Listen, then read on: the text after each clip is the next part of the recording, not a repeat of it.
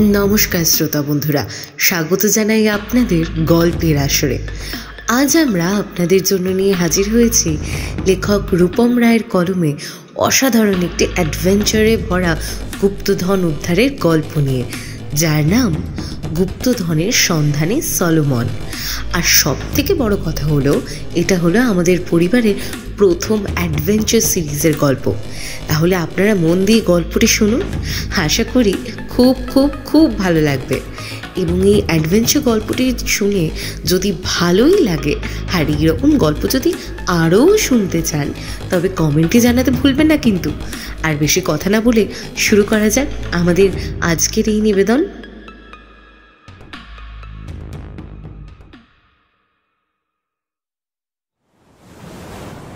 রাতের আকাশ জুড়ে বিরাজ করছে অসম্ভব অন্ধকার। মেঘগুলো নিজেদের চলার পথে আড়াল করে চলেছে।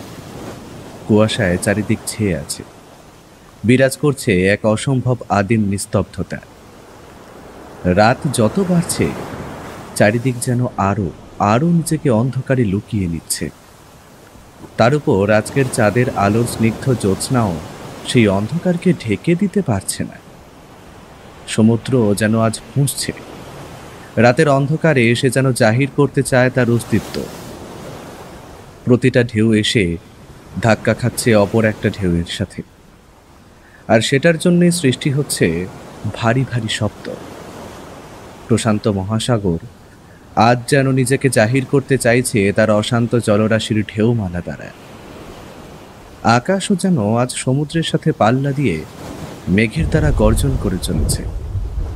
দুই একবার ভেসে আসছে আলোর ঝলকায়।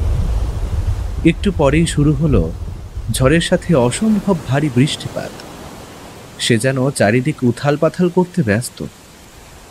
পাগল সমুদ্র অতটা অশান্ত হতে পারে তা যেন ভাবনারও অতীত। পুরো পৃথিবীর মানুষ জানতেও পারে না সমুদ্রের বুকে ঘটে চলা এইরকম মহাপ্রাকৃতিক দুর্যোগ। কখন অতর্কিতে সেই ধ্বংসের রাক্ষস আসবে তা কেউ জানে না।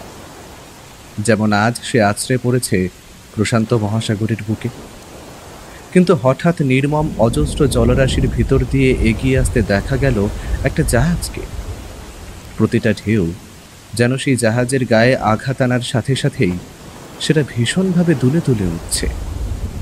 কোনো সময় মনে হচ্ছে এ ঝাঁকুনি এতটাই তীব্র যে কোনো সময় উল্টে দেবে জাহাজটিকে।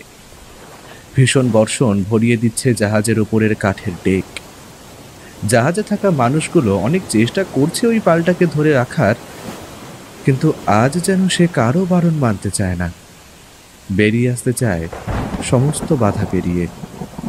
ক্যাপ্টেন, আকাশ আর প্রশান্ত মহাসাগরের আজ যা উত্তাল দিক আমার চোখে পড়ছে, তাতে তো মনে হয় না আমরা আর বেশিক্ষণ এই ঝড়ের মোকাবিলা করতে পারবো। জাহাজের ক্যাপ্টেন তখন নিজের মনকে যতটা শান্ত রাখা যায় ততটা শান্ত করে জাহাজটিকে ওই নির্মম সমুদ্রের হাত থেকে বাঁচানোর চেষ্টা করছে। তার বুক তখন হাঁপড়ের মতন ওঠানামা করছে। সে জানে যে তাদের দিন ফুরিয়ে এসেছে, কারণ এত বছরের সমুদ্র যাত্রায় কোনোদিন এতটা বড় ঝড়ের সম্মুখীন তিনি হননি।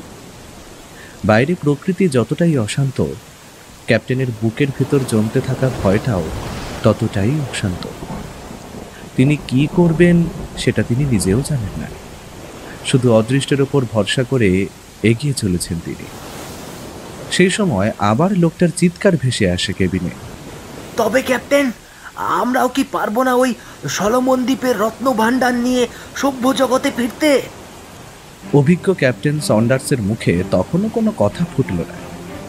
হঠাৎ এমন সময় আর একটা বড় ঢেউ ভীষণভাবে গর্জন করে আছড়ে পড়ল জাহাজের উপর ডেকে। এমন সময় বাইরে শোনা গেল লোকেদের আর্তচিৎকার। ক্যাপ্টেন বুঝলেন জাহাজের মাস্তুল আর নেই, সেটা উড়ে গেছে। পাশের লোকটার চিৎকার আবারও ভেসে এলো। ক্যাপ্টেন, এখন আমাদের কাছে যা রত্ন ভাণ্ডার আছে, যতটা সোনা আছে, তা হয়তো সভ্য মানুষের কাছে ভাবনারও বাইরে। আর আমাদের জয় করা রত্ন ভাণ্ডারে যে আরো হাজারো হাজারো রত্ন পড়ে আছে, তার হদিশ কি আর কেউ কোনোদিন পাবে না ক্যাপ্টেন? ক্যাপ্টেন তখন সামনের লোকটার মুখের দিকে চেয়ে বললেন, সলোমন দ্বীপের রত্নভাণ্ডার আমরা হয়তো নিয়ে ফিরতে পারলাম না। সেই রত্নভাণ্ডারের অভিশাপই আমাদের গ্রাস করবে, তবে আমরাই সেই যারা নিজেদের প্রাণের ঝুঁকি নিয়েও আবিষ্কার করেছি সলোমন দ্বীপের সেই অজস্র রত্নভাণ্ডার।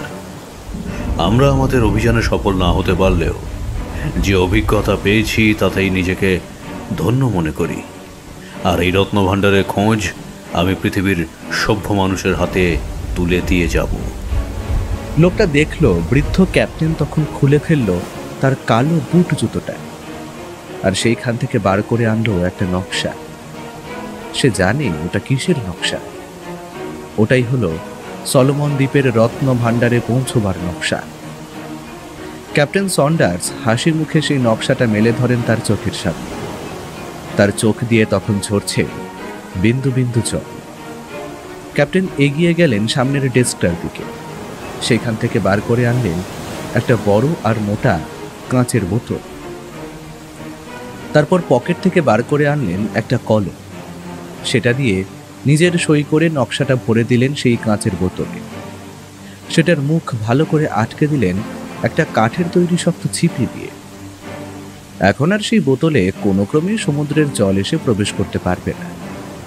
ক্যাপ্টেন বেরিয়ে এলেন তার কেবিন দিয়ে, ছুঁড়ে দিলেন সেই কাঁচের বোতলটা অতল সমুদ্রের জলের মধ্যে।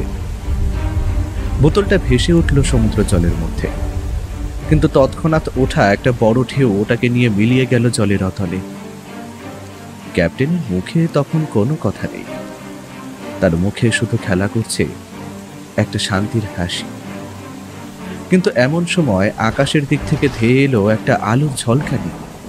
সাথে সাথেই চারিদিক আলোকিত হয়ে যাওয়ার সাথে সাথেই কেউ কিছু বুঝে ওঠার আগেই প্রশান্ত মহাসাগর তীব্রভাবে গর্জন করে উঠল।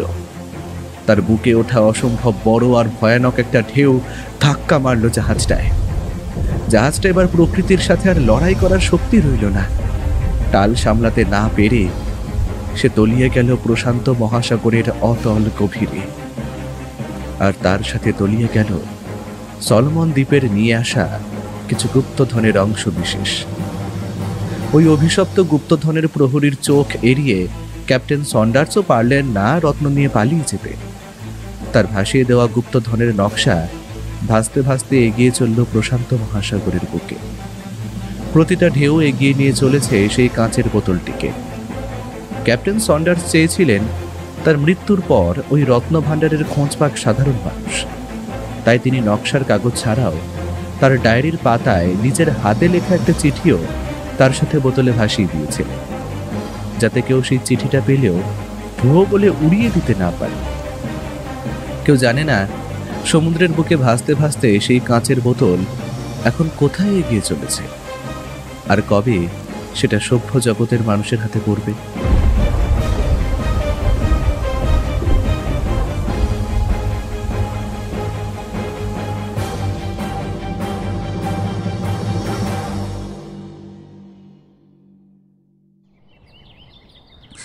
তোমরা আজ আমার ডাকে এইখানে এসেছো, তাতে আমি সবিশেষ খুশি হয়েছি। কথাটা বললেন আর্কিওলজিস্ট আকাশ গুপ্তা। তিনি ওনার সমস্ত জীবনটা কাটিয়েছেন দেশ বিদেশের অচেনা জায়গায় মানুষের দেহাবশেষ এবং নিদর্শনগুলি খনন করে মানব ইতিহাস অধ্যয়ন করার জন্য। শোনা যায় বহুবার তিনি মিশরেও গেছেন নানা প্রত্নতাত্ত্বিক অমূল্য ধন সম্পদের উদ্ধার কার্যে। কিন্তু এখন তার বয়স হয়েছে প্রায় 45-এর কাছাকাছি, কিন্তু কেউ দেখলে বিশ্বাসই করবে না তার বয়স এতটা। রোগা দোহারা শরীর, গায়ের রং মাঝারি শ্যাবলা, মাথায় কোঁকড়ানো চুল, হাইট হবে প্রায় 6 ফুটের কাছাকাছি। এই বয়সেও তিনি নিয়মিত শরীর চর্চা করেন এবং ছোট বড় নানান প্রত্নতাত্ত্বিক কাজে অংশগ্রহণ করেন। সরকার থেকে বহু মেডেল পেলেও ওনার চোখ খুঁজে চলে সর্বদা রহস্য। দূরে থাকা কোনো দ্বীপে বা মরুভূমির মধ্যে হারিয়ে যাওয়া অদ্ভুত রহস্যের সন্ধানে। আর ওনার 3 জন স্টুডেন্টও জানে স্যার ওদের ডেকেছে মানে কোনো একটা বিশেষ কারণ তো আছেই। ওদের 3 মূর্তির মধ্যে দীপমই সব থেকে বয়সে বড়। সে বলল, স্যার আপনি ডেকেছেন আর আমরা আসবো না তা হয়? আমি এখন ছুটিতেই আছি, আর আপনার ডাক মানে নিশ্চিত কোনো রহস্যের গন্ধ আছে, আমার মন বলছে। দীপমের মুখে এখন খেলা করছে একটা হাসি। তার বয়স এখন বছর 26 হবে, আর সে এই 2 বছর হলো আর্মিতে চাকরি করছে। শরীর যেমন ফিট তেমনি চনমনে তার মাথার বুদ্ধি। তিনজনের মধ্যে লিডার ওকেই বলা চলে। এমন সময় দীপমের পেছন থেকে এগিয়ে আসে একটা ওরই মতো বয়সী একটা মেয়ে, নাম লিসা। সে তার স্যারের কাছে এসে বলল, স্যার, আমি তো আগেই আপনাকে বলে রেখেছিলাম, যদি নতুন কোনো রহস্যের সমাধান করতে হয় বা ইতিহাসের কোনো প্রত্নতাত্ত্বিক কাজে যেতে হয়, তবে আমি কিন্তু স্যার এক পায়ে রাজি। স্যার একটু হেসে বললেন, না লিসা, এবার আমরা কোনো প্রত্নতাত্ত্বিক কাজে যাচ্ছি না, বরং যে রহস্যের সমাধান করতে যাচ্ছি তা হলো অতি প্রাচীন এক গুপ্তধনের। লিসা কথাটা শোনার সাথে সাথেই বলল, কি স্যার, গুপ্তধন? হ্যাঁ, গুপ্তধনই বটে। তাহলে তোমাদের সবটা খুলে বলি, শোনো। আর অনি তোমাদের এই ঘটনা কিছুটা বলতে হেল্প করবে। অনি হলো এই তিন মূর্তির একজন। আসলে আকাশবাবুর সাথে সাথেই থেকে অনি এখন ভালোই স্যারের সহকারী হয়ে উঠেছে। স্যারের কিছু কিছু অভিযানেও প্রত্নতাত্ত্বিক খোঁজে এসে থাকি। অনি, ওই বড় সুটকেসটা থেকে বটল সমেত নকশাটা আর চিঠিটা নিয়ে এসো তো, বললেন আকাশ গুপ্তা। অনি বাধ্য ছাত্রের মতো স্যারের নির্দেশ পালন করল। সে এবার আকাশ গুপ্তের হাতে তুলে দিল একটা বহু পুরনো কাঁচের বোতল, যার মুখটা বন্ধ আছে একটা কাঠের শক্ত ছিপি দিয়ে। আকাশ গুপ্তা তার পড়ার টেবিলে সেটি খুলে তার ভিতর থেকে বার করে আনল দুটো জিনিস। একটা অতি প্রাচীন, প্রায় হলদে হয়ে যাওয়া একটা কাগজের ম্যাপ, আর অন্য জিনিসটা একটা স্পষ্ট ইংরেজিতে লেখা একটা চিঠি। দুটোই টেবিলের ওপর মেলে রেখে তাতে পেপার ওয়েট চাপা দিয়ে দিলে। তারপর ওনার পকেট দিয়ে বার করে আনলেন একটা সিগারেট। সেটায় আগুন ধরিয়ে একটা শুকটান দিয়ে বললেন, প্রথমে এই চিঠিটার কথায় আসি। আমি সংক্ষেপে বলে দিচ্ছি। এটা হলো ক্যাপ্টেন সন্ডার্সের প্রায় 30 বছর আগে হারিয়ে যাওয়া একটা চিঠি। আসলে সন্ডার্স সাহেব ছিলেন একজন গুপ্তধন সন্ধানী, আর তার পুরো দলে ছিল মোট 7 জন অভিজ্ঞ লোক। তিনি তাঁর সময় বহু রত্নভাণ্ডার আবিষ্কার করেছিলেন। তবে প্রায় 30 বছর আগে শোনা যায় প্রশান্ত মহাসাগরের বুকে কোনো এক ঝড়ের মধ্যে পড়ে তার জাহাজ ডুবি হয়ে তিনি মারা যান। আর তাঁর এই চিঠি সেই কথার সত্যতা প্রমাণ করে। কিন্তু এই চিঠির এক প্রান্তে সাহেব আমাদের বলে গেছেন সলোমন দ্বীপের এক অদ্ভুত রত্নভাণ্ডারের কথা। তিনি তার চিঠিতে এও বলেন যে এই সম্পদের পরিমাণ এত যে তিনি তার মোটে কিছু অংশই নিয়ে আসতে পেরেছিলেন। আর তার একটা কথায় এটা স্পষ্ট যে সেই রত্নভাণ্ডার নাকি অভিশপ্ত, কেউ নাকি সেই গুপ্তধন নিয়ে আসতে পারেনি।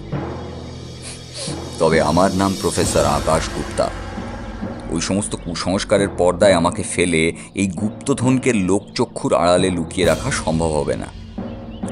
সন্ডার্স সাহেব শেষে বলছেন তিনি চান ওনার পর এই চিঠি যেন সভ্য মানুষের হাতে পড়ে ও তারা যেন সেই রত্নভাণ্ডারের খোঁজ পায়। এমন সময় এলিসা বলে ওঠে, তাহলে স্যার, আপনি বলতে চাইছেন 30 বছর আগের একটা চিঠি, এটা কি সত্যিই কোনো গুপ্তধনের দরজা আমাদের সামনে খুলে ধরতে পারে? এটা সত্যি না মিথ্যে আপনি বুঝতে পারছেন কিভাবে? দীপম এমন সময় বলে, হ্যাঁ স্যার, লিজা ঠিক কথাই বলছে। আপনি এতটা শিওর হচ্ছেন কিভাবে? স্যার একটু হেসে বলেন, হ্যাঁ, তোমরা যতটা বুদ্ধিমান আমি জানি তোমরা এই প্রশ্নটা আমাকে করবেই। আসলে এই চিঠিটা আমি পাইনি, পেয়েছিল আমাদের প্রত্নতাত্ত্বিক সংগঠনের এক বৃদ্ধ প্রফেসর কোনো এক সমুদ্র সৈকতের কাছে। আমি পুরো খোঁজ খবর নিয়ে দেখেছি। সলোমন দ্বীপপুঞ্জ হলো প্রশান্ত মহাসাগরের বুকে জেগে থাকা এমন একটা দ্বীপ যেখানে সেই সময় কোনো সভ্য মানুষের বসবাস ছিল না। আর সেই সময় পুরো দ্বীপ জুড়ে ছিল ভীষণ ভীষণ জঙ্গল ও পাহাড়। সেই জন্য সেই সময়কার এক অত্যন্ত ভয়ানক জলদস্যু সেই দ্বীপেই ঘাঁটি গাড়ে। সে সময় যত বাণিজ্য জাহাজের সোনা দানা দামি সমস্ত আমদানি করা জিনিসপত্র লুট করত তার দস্যু দল। প্রায় দীর্ঘ 20 বছর ধরে দামি দামি রত্ন তারা লুট করে চলেছিল প্রশান্ত মহাসাগরের বুকে। আর তারা তাদের সেই লুঠের অসংখ্য ধনরত্ন লুকিয়ে রাখত এই সলোমন দ্বীপের কোনো এক গহীনে। সন্ডার্স সাহেব ওটারই সন্ধান পেয়েছিলেন, আর তিনি সফলও হয়েছিলেন সেই ধনরত্ন উদ্ধার করতে। সেই বিপুল সংখ্যক ধনরত্নের ভাণ্ডারের খোঁজ পেলেও তা তিনি ফিরিয়ে নিয়ে আসতে পারেননি এই সভ্য সমাজে। তাই এই নকশায় তিনি কিভাবে সেই দ্বীপে যেতে হবে এবং কোথায় সেই রত্ন ভাণ্ডার পাওয়া যাবে তার দিক নির্দেশ করেছেন। আমার বিশ্বাস এখনও প্রায় 50টা বছর হয়ে গেলেও সেই রত্ন ভাণ্ডার আজও আছে। আর সেই সমস্ত রত্নভাণ্ডারের খোঁজ সভ্য মানুষের কাছে তুলে দেওয়াই তো আমাদের মতো প্রত্নতাত্ত্বিকদের কাজ। এবার আমার ইচ্ছে তোমরা আমার সাথে এই অভিযানে চলো। এক অদ্ভুত রকমের অভিজ্ঞতার সম্মুখীন হবে তোমরা। এখন সবটা তোমাদের উপর ছেড়ে দিলাম আমি, তোমরা যাবে কি না। সেই অচিন দ্বীপে কিন্তু থাকতে পারে নানা অচেনা বিভীষিকা, থাকবে হয়তো প্রাণের ভয়। তবে মৃত্যু ভয়কে উপেক্ষা করে যারা এগিয়ে যেতে পেরেছে এই পৃথিবীতে, তারাই সফল হয়েছে ও সাহসিকতার পরিচয় দিয়েছে। এবার তোমরা বলো, আমার সাথে যাবে কি না?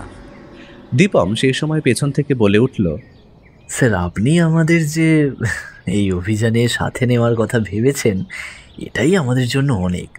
আমরা নিশ্চয়ই যাব ও খুঁজে বের করব সেই সলোমন দ্বীপের রত্ন ভাণ্ডার। সাবাস আমার সেনারা, আমি জানতাম তোমরা আমার সাথে যেতে নিশ্চয়ই রাজি হবে। তাহলে ওই দ্বীপ সম্পর্কে কিছু কথা জেনে রাখো। আমি বলছি, মন দিয়ে শোনো। অস্ট্রেলিয়ার কাছে সমুদ্রের মধ্যে একটা ছোট আগ্নেয় দ্বীপ হলো সলোমন। এখনও সেই আগ্নেয়গিরির বিস্ফোরণে কেঁপে ওঠে সেখানকার মাটি, এমনকি সমুদ্র। অর্থাৎ সেই দ্বীপের মধ্যে ছোটোখাটো অনেকগুলো আগ্নেয়গিরি থাকতেই পারে। স্বাভাবিকভাবে সমুদ্র বলতে আমাদের চোখের সামনে যে শান্ত ছবি ফুটে ওঠে, তার সঙ্গে এখানকার ছবি ঠিক মেলানো যায় না। কারণ এখানে সমুদ্রে খুঁজে পাওয়া যায় নানান প্রজাতির অতিকায় হাঙরের অস্তিত্ব। আমাদের পথ বড়ই প্রতিকূল, কারণ জলে আমাদের হাঙরের সাথে লড়াই করে সেই দ্বীপে পৌঁছতে হবে। আর সেখানে পুরো দ্বীপে আমি খোঁজ নিয়ে দেখেছি যে মানুষ বলতে স্থানীয় কিছু আদিবাসী জাতীয় নিম্ন শ্রেণীর লোক থাকে। আমাদের মূল লক্ষ্য হবে ওই স্থানীয় লোকগুলোকে না চটিয়ে 4 জনে মিলে এই রত্নভাণ্ডারকে উদ্ধার করে সভ্য সমাজের সামনে তুলে ধরা। দীপম কথাগুলো শুনতে শুনতে একটা কথা ভাবছিল। এবার এসে বলল, তবে স্যার, সে না হয় হলো, কিন্তু আমরা সেখানে পৌঁছবই বা কীভাবে? আর আমাদের তো অস্ত্রের দরকার আছে নিজেদের রক্ষা করার জন্য। সে নিয়ে তোমাদের চিন্তা করতে হবে না, আমার সোর্স কিছু কম নয়। আমাদের সেই দ্বীপে পৌঁছানোর দায়িত্ব আমার। আর অস্ত্র যদি বলো, আমার নিজের মোট 2টো বড় বড় রাইফেল আছে। আমি ও দীপম সেই 2টো ক্যারি করব। আর আরও 2 জন, লিজা আর অনির জন্য আমি 2টো পিস্তলের বন্দোবস্ত করে রেখেছি। অনি এতক্ষণ চুপচাপ ছিল। সে এইবারে বলল, আচ্ছা স্যার, আমরা যে ওইখানে যাচ্ছি গুপ্তধনের খোঁজ করতে, এত অভিযান সবই তো আমরা করেছি সরকারের তত্ত্বাবধানে। এবার কি সরকারের সাহায্য নেব না? না অনি, প্রথমেই বলি, আমরা যে অভিযানে চলেছি তাতে আমরা এখনও শিওর নই যে রত্ন কিছু পাবো কি না। সরকারকে জানালে সেখানে দলে দলে আরও লোক পাঠাবে। আমি সেটা চাই না। আমরা প্রথমে 4 জন মিলে সেই দ্বীপে গিয়ে রত্নভাণ্ডারের খোঁজ করব এবং সেই রহস্য উন্মোচন করব। তারপর দেখা যাবে। আর স্যার, যাওয়ার কথা? সে বিষয়ে তোমাদের চিন্তা করার কিচ্ছু নেই, কারণ ওই দ্বীপে যাওয়ার জন্য আমাদের এখানে মুম্বাই থেকে একটা যাত্রীবাহী বড় স্টিমার চলে, যার গন্তব্য অস্ট্রেলিয়া। আমরা তাতে করেই সেই দ্বীপের কাছে পৌঁছব। আমার লোকের সঙ্গে কথা বলাই থাকবে। সেই জাহাজ থেকে একটা স্পিড বোটে করে আমরা সেই দ্বীপে পৌঁছব। আমার সব কিছু অলমোস্ট ঠিক করাই আছে। আমরা 4 দিনের মধ্যেই মুম্বাই চলে যাব। তোমরা নিজেদের গোছগাছ শুরু করে দাও। মুম্বাই পৌঁছে 1 দিন পর আমরা সেই জাহাজ ধরব। প্রায় 2 দিন আমাদের স্টিমারে থাকতে হবে এবং আমার হিসাব বলে ঠিক 3 দিনের মাথায় আমরা সেই বোট নিয়ে রাতের অন্ধকারে পৌঁছে যাব দ্বীপের কাছে। তবে স্যার, আপনি বলছেন সামনের সোমবারই আমরা বেরিয়ে পড়ছি মুম্বাইয়ের উদ্দেশ্যে? হ্যাঁ, তবে একটা কথা, আমরা যে যাচ্ছি এ কথা যেন কেউ ঘুণাক্ষরও টের না পায়। আমরা মোট 1 সপ্তাহের মতো খাবার জিনিসপত্র নিয়ে সেখানে যাব। আর অন্যান্য সরঞ্জাম যেমন 2টো তাঁবু আর পরিমাণ মতো জল তার সাথে বাকি জিনিসপত্র যেমন পরিমাণ মতো বন্দুকের গুলি এবং খোঁড়ার ও সামনের গাছপালা কেটে রাখার মতো বড় বড় কিছু ছুরি, কম্পাস, এই সমস্ত আমি জোগাড় করে রাখবো। লিজার জন্য একটা কাজ হলো পরিমাণ মতো দরকারি ওষুধ তুমি ক্যারি করবে। আমরা যেহেতু জানি না যে ওই দ্বীপে আমাদের জন্য কি কি বিভীষিকা অপেক্ষা করে আছে, তাই আমাদের সব রকমভাবে তৈরি হয়ে থাকাই ভালো। আর দীপম, তুমি পারলে এই দুদিন এই দুজনকে একটু পিস্টল চালানোটা শিখিয়ে দিও, তোমারটা দিয়ে। ব্যাস আমার সেনারা, আর কিছু লাগবে না আশা করি। তোমরা প্রস্তুত হও এক দুর্বিষহ ভয়ানক অভিযানে যাওয়ার জন্য। সলোমন দ্বীপের রত্নভাণ্ডার আমাদের অপেক্ষায় বসে আছে তার রহস্য উন্মোচন করার জন্য। দীপম, লিসা ও অনি 3 মূর্তি একসাথে বলে উঠল, আমরা Yes, রেডি sir. স্যার, আমরা আপনার রেডি সাথে আপনার যাওয়ার সাথে জন্য। যাওয়ার জন্য। আকাশগুপ্তার মুখে একটা ছোট হাসি খেলে গেল। তিনি জানেন এবার শুধু সময়ের অপেক্ষা প্রশান্ত মহাসাগরের বুকে জেগে থাকা এক অজানা দ্বীপের রত্নভাণ্ডারের রহস্য উন্মোচনের জন্য। ঠিক 3 দিন পর 4 জন মুম্বাই হারবার থেকে অস্ট্রেলিয়াগামী একটা জাহাজে চড়ে বসল। মুম্বাইয়ের ব্যস্ত শহর ও বড় বড় অট্টালিকাগুলো ধীরে ধীরে মিলিয়ে যাচ্ছে ওদের সামনে। ওরা চোখ খুলে দেখছে সামনের দৃশ্যটা। তাদের জাহাজ একটা বড় সাইরেনের শব্দ করে তার যাত্রা সূত্রপাত করল।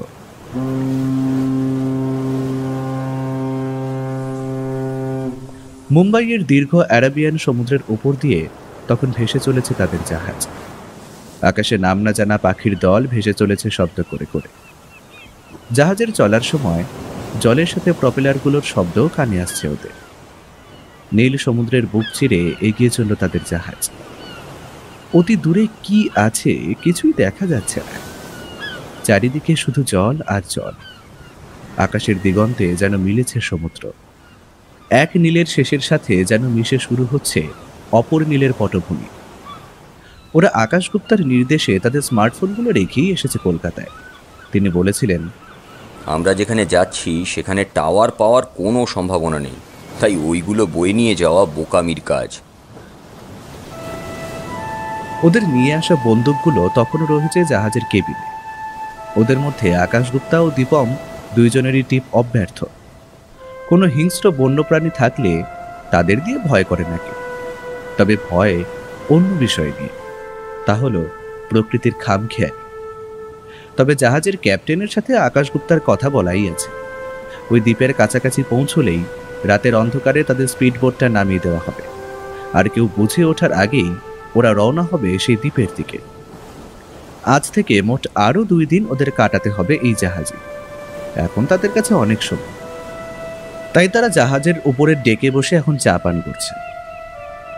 জাহাজের সবসময় খাওয়া দাওয়ার জন্য ব্যবস্থাও আছে। সলোমন দ্বীপে পৌঁছে ওদের কি কি করণীয় তাই নিয়ে আকাশগুপ্তা কিছু কথা বলছিলেন। তাদের পথ সম্পর্কে বোঝাবার চেষ্টা করছিলেন। জাহাজের মোট 2টি কেবিন নিয়ে ওরা ছিল। প্রফেসর আকাশগুপ্তার জন্য কোনো অসুবিধাই হচ্ছে না ওদের এখানে। তিনি সরকারের তরফ থেকে অনুমতি নিয়েই এসেছেন। তবে আমি ও আমার টিম সেই দ্বীপে কিছু রহস্য উন্মোচন করতে যাচ্ছি। আমরা যাচ্ছি ইতিহাসের কিছু অজানা তথ্য উদ্ধার করতে। সরকার লোক দেওয়ার কথা বলতে উনি তাতে না করে দেন, তাতে ওনার কাছে ব্যাঘাত ঘটতে পারে সেই জন্য। তবে সরকারের তরফ থেকে ওই একটা স্পিড বোট পাওয়া গেছে সমুদ্রের ওপর দিয়ে দ্বীপে পৌঁছানোর জন্য। ওরা চা খেতে খেতে কিছু কথা বলছিল। হঠাৎ করেই এমন সময় দীপম বলে, আচ্ছা স্যার, ওই দিকের টেবিলটায় দেখুন, ওই 3 জন কালো স্যুট পরে থাকা লোক আর তার সাথে 2টো লোক অনেকক্ষণ থেকে আমাদের উপর নজর রাখছে মনে হচ্ছে। আকাশগুপ্তা একটু হেসে বললেন, আমাদের এই অভিযানের কথা আমরা 4 জন আর সরকারের কিছু উচ্চ আধিকারিক ছাড়া, তাও আমাদের আসার কারণটা ঠিক কী সেটা কিন্তু কেউ জানে না। তোমার সন্দেহ অমূলক দীপম। এই সুদীর্ঘ সমুদ্র যাত্রার মজা নাও। এইভাবে দেখতে দেখতে ওরা 2 দিন কাটিয়ে দিল জাহাজে। আর একদিন বাকি ওদের সলোমন দ্বীপের কাছে পৌঁছতে। তার মধ্যে ওদের জাহাজের কেবিনে একটা কাণ্ড ঘটে গেছে। ওরা সেই দিন বিকালবেলা বাইরে ডেকে বসে চা খাচ্ছিল। ওদের কেবিনটা খোলাই ছিল। ওরা ভেবেছিল যে জাহাজের নিরাপত্তা ব্যবস্থা তো ঠিকঠাক, তাই সেই নিয়ে কিছু চিন্তা নেই। হঠাৎ যখন সবাই 1 ঘন্টা পর কেবিনে ফিরে আসে, তখন দেখতে পায় ওদের জিনিসপত্র সব বেডে অগোছালো হয়ে পড়ে রয়েছে। সবাই বুঝতে পারে না এখানে কি হয়েছে, কারণ ওরা তো কেউই এই 1 ঘন্টায় এই দিকে আসেনি। প্রফেসর আকাশ গুপ্তার জিনিসগুলো যেন আরো বেশিভাবে অগোছালো। তার ব্যাগটা কেউ যেন তন্ন তন্ন করে খুঁজেছে। আকাশ গুপ্তা ওটা দেখে বলল, আমাদের পেছনে লোক লেগেছে, হয়তো কেউ বা কারা আমাদের গুপ্তধন খোঁজার ব্যাপারটা জানতে পেরে গেছে। তাই এখন থেকে আমাদের একটু বেশি করে সাবধান থাকতে হবে। লিসা একটু উত্তেজিত হয়ে বলল, আচ্ছা স্যার, আপনার ব্যাগটা একবার ভালো করে খুঁজে দেখুন তো, ম্যাপটা আর ক্যাপ্টেন সন্ডাসের চিঠিটা আছে তো? ওটা খোয়া গেলে কিন্তু স্যার আমাদের অভিযানটাই মাটি হয়ে যাবে। প্রফেসর এতক্ষণ ঘটনা দেখে একটু গম্ভীর ছিলেন। তিনি একটু হেসে বললেন, এই রকম কিছু ঘটনা যে ঘটতে পারে তা আমি আগে থেকেই আন্দাজ করতে পেরেছিলাম। তাই সাবধানতার জন্য আগে থেকেই ওই ম্যাপটা আর চিঠিটা আমার জ্যাকেটের একটা গুপ্ত পকেটে লুকিয়ে রেখেছি। আর তোমাদের চিন্তার কোনো কারণ নেই, এই নকশা খোয়া গেলেও কিচ্ছু হবে না, ওটা আমার মাথায় আছে। আর সাথে ওটার একটা কপি আমি অন্যরকম ব্যবস্থা করে রেখেছি। যদি এই অভিযানে আমার কোনো বিপদও হয়, তবে তোমরা যেন আমার হয়ে সেই অভিযানের কাজ সম্পূর্ণ করতে পারো। অনির মুখটা একটু এতক্ষণ চুপচাপ দেখাচ্ছিল। সে এবারে বলল, কি ব্যবস্থা প্রফেসর? কপিটা আপনি কোথায় লুকিয়ে রেখেছেন? সেটা এখন কাউকেই বলা যাবে না। ওটা দরকার হলে তবে বার করা হবে। আর আমাদের এখন বেশি নিরাপদে থাকতে হবে। লোক যখন পেছনে লেগেছে একবার, তখন তারা আশা করা যায় আমাদের সাথেই চলেছে। প্রফেসর যখন কথাগুলো বলছিল তখন সবাই মন দিয়ে শুনছিল, কিন্তু হঠাৎ করেই এমন সময় দীপম চিৎকার করে উঠল, কে ওখানে? বলেই সে হুট করে ঝড়ের গতিতে বাইরে বেরিয়ে এলো দরজা খুলে। ওর সাথে সাথেই বাকি 3 জনও বাইরে বেরিয়ে এসে দেখে নিল কোথাও কেউ নেই। দীপম কাছের দরজাগুলোর কাছে গিয়ে আবার ফিরে এলো। প্রফেসর তখন দীপমকে জিজ্ঞেস করলেন, কাউকে দেখলে নাকি দীপম? দীপম দীপম একটু হাঁপাচ্ছিল।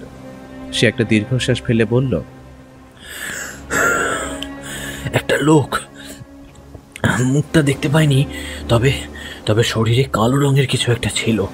আমরা যখন কথা বলছিলাম, আমাদের কেবিনের এই দরজার ছোট কাঁচটার মধ্যে দিয়ে আড়ি পাচ্ছিল। আমি হঠাৎ ওকে দেখে ফেলায় তৎক্ষণাৎ জানলা দিয়ে সরে পড়ল। তবে মনে হচ্ছে আমাদের পরের কথাগুলো সে হয়তো শুনতে পেয়েছে। তাই প্রফেসর, আমার মন বলে সত্যি এবার আমাদের বেশি সাবধান হতে হবে। জাহাজে আর তেমন কিছু ঘটেনি। 3 দিনের মাথায় ঠিক রাত তখন 2টোর দিকে ওদের জাহাজ তখন রাতে ধীর গতিতে এগিয়ে চলেছে। ওরা তৈরি হয়েছিল, কেউই তখন জেগে নেই।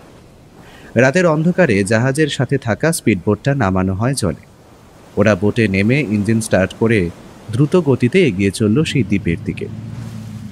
ওরা 3 জন তখন পেছনে কালো নিকষ অন্ধকারের মধ্যে ওদের ওই 3 দিনের সঙ্গী জাহাজটাকে মিলিয়ে যেতে দেখল সমুদ্রের বুকে। প্রফেসর তখন দুর্বার গতিতে এগিয়ে নিয়ে চলেছে স্পিডবোটটা। সেটা চালাতে চালাতেই তিনি বললেন, তোমরা এখন যে মহাসাগরের ওপর দিয়ে চলেছ, এটাই প্রশান্ত মহাসাগর। আর এর জলের নিচে কোথায়, কোন জায়গায় যে কোন সুপ্ত আগ্নেয়গিরি লুকিয়ে আছে তা কেউ জানে না। এই জলের নিচে হাঙর জাতীয় হিংস্র মাছ ওত পেতে আছে। দিনের বেলাতেও তাদের দেখা যায়। ওদের হিংস্রতা খুবই ভয়ানক। কোনো ছোট বোটকে আক্রমণ করে ডোবাতে ওদের বেশি সময় লাগে না। তাই আমরা যত তাড়াতাড়ি সম্ভব রাতের অন্ধকার থাকতে থাকতেই ওই দ্বীপে যাওয়ার চেষ্টা করব। এমন সময় লিসা বলে উঠল, স্যার, বোটে ওই যন্ত্রটা কি স্যার? ওটাই হলো ডিটেক্টর। মানে রাতের অন্ধকারে সামনে কিছু দেখা না গেলেও এটা সাউন্ড ওয়েভের মাধ্যমে আমাদের জানিয়ে দেয় যে আমরা সঠিক পথে আছি কিনা, বা সামনে অন্য কোনো জাহাজ আছে কিনা। আর এটা তো জিপিএসে বলে দিতে হবে, তাই না? এইগুলো নিয়েই আমরা পথ নির্ধারণ করে উত্তর পূর্ব কোণ বরাবর এগিয়ে চলেছি দ্বীপটার দিকে। আর ওই নকশাটা কি বলে স্যার? আমাদের দ্বীপের কোনখানে নামা উচিত? বোট তখন জলের মধ্যে এগিয়ে চলেছে। প্রশান্ত মহাসাগরের ঢেউ এসে তাতে ধাক্কা মারছে। আর ওরা যত এগিয়ে চলেছে ডাঙার দিকে তত ঢেউ যেন বেরিয়ে চলেছে। আর স্পিড বোটের শব্দ যেন ওদের কথা ঢেকে দিতে চাইছে। প্রত্যেকেরই শরীরে এখন হলদে রঙের একটা লাইফ জ্যাকেট রয়েছে। প্রফেসর বললেন, আমরা এখন ঠিক উত্তর পূর্ব দিক বরাবর এগিয়ে চলেছি। আশা করা যায় আর এই ঘন্টা দুয়েক পর দ্বীপটাকে আমরা দেখতে পাবো। আর দীপম, নকশায় বলা আছে আমাদের যেতে হবে উত্তর পূর্ব দিক বরাবর, তাই আমরা এদিক দিয়ে চললে দ্বীপের সেই অংশেই পৌঁছবো আশা করা যায়। বোট তখন প্রায় 3 ঘন্টা ধরে চলেছে প্রশান্ত মহাসাগরের বুকে।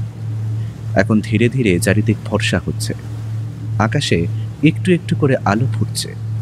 প্রফেসর বললেন, দীপম, এবার তুমি একটু দূরবীনটায় চোখ রাখো, কারণ দ্বীপটা কোন দিকে সেটা দেখা মাত্রই আমাকে বলতে হবে। দীপম প্রফেসরের বলার সাথে সাথেই দূরবীনটা চোখে দিয়ে সামনের দিকে দেখতে লাগলো। দিনের আলো ফুটতে ফুটতে বাইরে চারিদিক তখন লালচে আভায় প্রজ্বলিত হয়ে উঠেছে। আকাশ সূর্য ওঠার জন্য নিজের আভা লালচে করে এনেছে। চারিদিকে সে নিজের আলো ছড়িয়ে চলেছে। দিগন্তে বিস্তৃত সমুদ্রের জলে তখন অল্প ঢেউ খেলে চলেছে। এক অপার সৌন্দর্যের দৃশ্য চোখে ধরা পড়ছে ওদের। চারজনেই হতভম্ব হয়ে শুধু দেখছে সেটা। ওদের যেন মনে হলো এইরকম সুন্দর অপার্থিব সূর্যোদয় ওরা আগে কোনোদিনও দেখেনি। আর ওদের যাত্রা পূর্ব দিকে হওয়ার জন্য সরাসরি সূর্যের প্রথম আলো পড়ছে তাদের মুখে।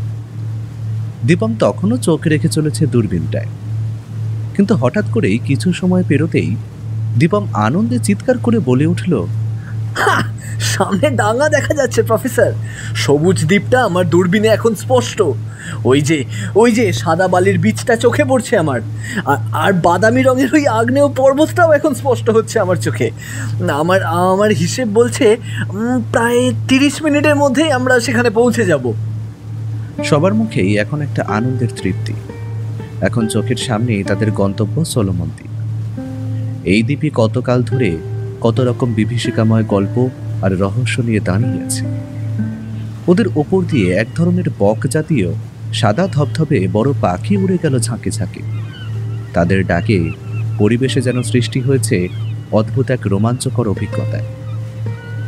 এবার সাদা বালির বীজটা ওদের একদম কাছে এসে পড়েছে। প্রফেসর বোটের ইঞ্জিনটা বন্ধ করে দিলেন। বোট এখন জলের প্রবল স্রোতে ধীরে ধীরে ভেসে চলেছে আগে। একটু সময় পর ওরা পা রাখল সাদা বালির বীজটায়। ওপাশে তখন প্রফেসর বোটটাকে একটু এগিয়ে ডাঙার খুব কাছে নিয়ে এলেন। তারপর ব্যাগ দিয়ে একটা দড়ি বার করে আনলেন, আর সেটাকে শক্ত করে বাঁধলেন কালো রঙের একটা বড় পাথরের সাথে। সবাই এখন একটু ক্লান্ত। বিচের আশপাশটা বিশেষ পরিষ্কার, আর তার মধ্যে খেলা করে বেড়াচ্ছে লাল কাঁকড়ার দল। ওদের দিকে কিছুটা দূরেই শুরু হয়ে যাচ্ছে জঙ্গল। জঙ্গল এখানে ভীষণ গভীর, তা এখনই বোঝা যাচ্ছে, কারণ এখানে মানুষ আছে কিনা তারা জানে না। প্রফেসর বললেন,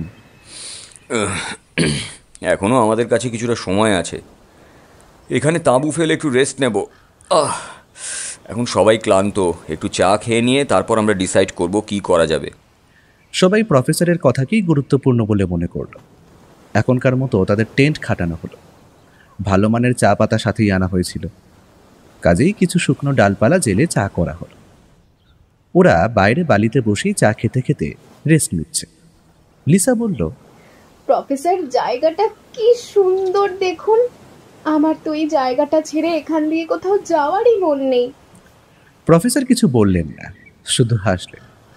তারপর নকশাটা বার করে খুলে মেলে ধরলেন সামনে। পুরনো নকশা, প্রায় হলদে হয়ে যাওয়া একটা কাগজের মধ্যে কালো দাগ দিয়ে কিছু কিছু পথ মার্ক করা হয়েছে। স্যার একটা জায়গায় হাত দেখিয়ে বললেন, এই যে আমরা এখন আছি দ্বীপের পূর্ব দিক বরাবর এই সাদা বালির বীজটায়। এখন আমাদের এই মার্ক অনুযায়ী জঙ্গলের পথ ধরে এগিয়ে যেতে হবে সোজা, প্রায় 30 কিলোমিটার হাঁটা। তারপর দূরে আমরা একটা ঝর্ণার কাছে পৌঁছব এই ম্যাপ অনুযায়ী। তারপর হেঁটে সেইখান দিয়ে দক্ষিণ পূর্ব কোণ বরাবর এগোলে পাবো একটা তৃণভূমি, আর সেটা আশা করা যায় সমতল হবে। তারপর আরও কিছুটা এগোলে আমাদের চোখে পড়বে ওই আগ্নেয় পাহাড়ের রেঞ্জ। সেইখান থেকেই আমাদের খোঁজ শুরু করতে হবে। দেখো, আমার হিসাব বলে আমাদের ওই পাহাড়ের পাদদেশে পৌঁছতে দিন দুয়ের বেশি সময় লাগবে না আশা করা যায়। পথ আমাদের অচেনা, আর এই জঙ্গলের কিছু জায়গা এতটা ঘন পাবো আমরা, হয়তো সেগুলো সাফ করেই এগোতে হবে। বড় বড় পাইথন জাতীয় সাপ থাকলেও অবাক হব না আমরা। তাই সবাই নিজেদের পকেটে বন্দুক একদম তৈরি রাখবে, আর হাতে ছুরিও।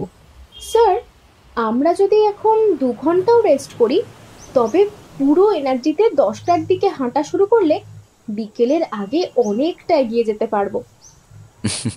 তোমাদের সাহস আর এনার্জি দেখে আমি রীতিমতো অবাক হচ্ছি।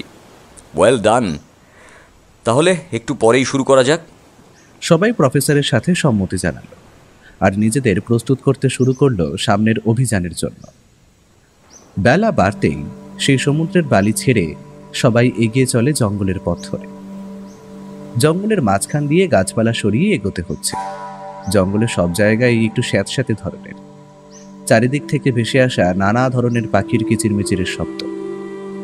ওরা সবাই একটু একটু করে এগিয়ে চলল সামনের পথ ধরে।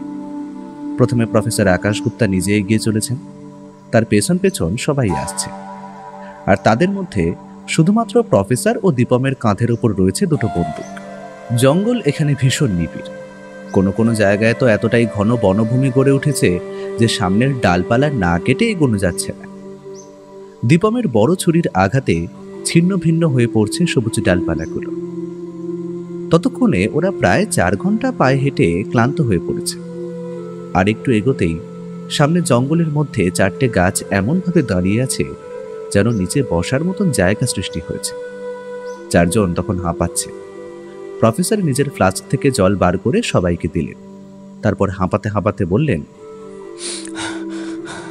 এই যে জল দেখছো, খুব সাবধানে বুঝে ব্যবহার করতে হবে। এই দ্বীপের জল কীরকম আমরা বিশ্বাস করতে পারি না। এতে অন্য কোনো খনিজ পদার্থ মিশে থাকলে আমরা কিন্তু অসুস্থ হয়ে পড়ব। তাই অল্প অল্প করে জল খেতে হবে। রাস্তায় জলের উৎস পেলে তা নিয়ে জল ভরলে আমাদের গরম না করে কিন্তু খাওয়া যাবে না, মনে থাকবে সবার। কিন্তু ওদের কথা বলার সময় হঠাৎ করেই লিসার পাশের ঝোপটা হালকা নড়ে উঠল। এতক্ষণ ঝোপটা একটা গাছের পাশে পড়ে থাকা গুড়ির নিচে আড়াল হয়েছিল। ওরা বুঝতে পারেনি সেটা ফাঁপা। আর সেই ফাঁপা অংশের দিক থেকে বেরিয়ে এলো একটা তীক্ষ্ণ শোঁ শোঁ আওয়াজ। সেই আওয়াজ শুনে সবার বুকটা ভয়ে একবার কেঁপে উঠল। জন্তুটা এতক্ষণ চুপচাপ বসে ওদের দিকে লক্ষ্য রাখছিল, কিন্তু ওদের একটু অসাবধানতায় ওটা গর্ত থেকে বেরিয়ে আসে। প্রফেসর তখন সবার সামনে এগিয়ে আসে আর ফিসফিস করে বলে, চুপ, কেউ নড়বে না। যে যেখানে দাঁড়িয়ে আছো দাঁড়িয়ে থাকো। ও যদি তোমাদের নড়তে দেখে তবে হামলা করবে। ওদের চোখের সামনে মাথা উঁচিয়ে ফনা তুলে দাঁড়িয়ে আছে কালো মোটা ধরনের একটা বিশাল সাপ। তার বিশাল শরীরটা এতটাই মোটা যে মনে হলো একজন সাধারণ মানুষের পায়ের থাইয়ের সমান তো হবে সেটা। এবার ওর জিভটা একবার করে বের করছে, আবার ঢুকিয়ে নিচ্ছে। ওরা সবাই জানে এটা কোনো বিষধর সাপ নয়, কিন্তু এর যা শক্তি তাতে যদি কারো দিকে আক্রমণ করে তার নাকপাশ থেকে বেরিয়ে আসা প্রায় অসম্ভব। এই ধরনের সাপ তার পুরো শক্তি দিয়ে তার শিকারকে এমনভাবে আষ্টে পৃষ্ঠে জড়িয়ে ধরে যে তার থেকে বেরোনো অসম্ভব। আর তারপরেই সাপ তার বিশাল হায়ের মধ্যে ঢুকিয়ে তার খাদ্য হিসেবে পরিণত করে তার শিকারকে। ওদের ততক্ষণে পলক পড়ছে না। সাক্ষাৎ মৃত্যুদূত এখন ওদের সামনে দাঁড়িয়ে। কিন্তু প্রফেসরের মাথা সব সময় ঠান্ডা। সেই রকম নানান অভিজ্ঞতার সম্মুখীন হয়েছে তার প্রত্নতাত্ত্বিক কাজের দরুন। তিনি তার নার্ভ নর্মাল রাখার চেষ্টা করছিলেন। ওরা লক্ষ্য করলো সাপটার পুরো শরীর কুচকুচে কালো হওয়া সত্ত্বেও তাতে রয়েছে হলদেটে ধরনের ছোট ছোট কিছু ছোপ। আর সাপটার মুখটা অনেকটা সূচলো, আর সেইখান দিয়ে জিভটা ঢুকিয়ে আবার বার করছে সে। সাপটার মুখ দিয়ে তখনও বেরিয়ে আসছে একটা শো শো শব্দ। ওরা কি করবে ঠিক করতে পারছে না, কারণ নড়লেই বিপদ। কিন্তু হঠাৎ সেই সময় মুহূর্তের অসাবধানতায় লিসার মুখ থেকে ভয়ে বেরিয়ে আসে একটা গোঙানির শব্দ। লিসা সাপটার বিশাল দেহটা দেখে হয়তো ভীষণ ভয় পেয়ে শব্দটা করল, আর সঙ্গে সঙ্গে সাপটা তীব্র গতিতে তাকে লক্ষ্য করে এগিয়ে আসে তার মুখটা খুলে। তার কালো কুচকুচে মুখের উপর সজ্জিত সাদা দাঁতের শাড়ি দেখলে ভয় পাবে না এমন প্রাণী ইহজগতে নেই। সাপটার অতর্কিত আক্রমণে সবাই ততক্ষণে হকচকিয়ে গেছে। দীপম ওর কাঁধের বড় বন্দুকটা বাগিয়ে তোলার আগেই প্রফেসরের দিক থেকে একটা খুট শব্দ হলো। সেই সময় প্রফেসর প্রস্তুতি নিচ্ছিলেন। মুহূর্তের মধ্যে টোটা ভরা পিস্তলটা চলে এলো ওনার হাতে। এখন সেটা তাক করা রয়েছে সাপটার দিকে। আর এক মুহূর্ত সময় নষ্ট না করে নিমেষে পরপর দুটো বন্দুকের শব্দ হলো ওনার দিক থেকে। চোখের নিমেষে ওরা দেখল কালো হিংস্র জীবটার দেহটা থেকে মাথার দিকটা গুলি লেগে ছিন্ন ভিন্ন হয়ে পড়ে রয়েছে মাটির উপর। সাপটার অর্ধেক দেহটা তখনও ছটফট করছিল আর লাফাচ্ছিল। প্রফেসর আরও একটা গুলিতে তার সমস্ত যন্ত্রণা থেকে তাকে মুক্তি দিলেন। তারপর নিজের বন্দুকটা পকেটে চালান করে দিয়ে বললেন,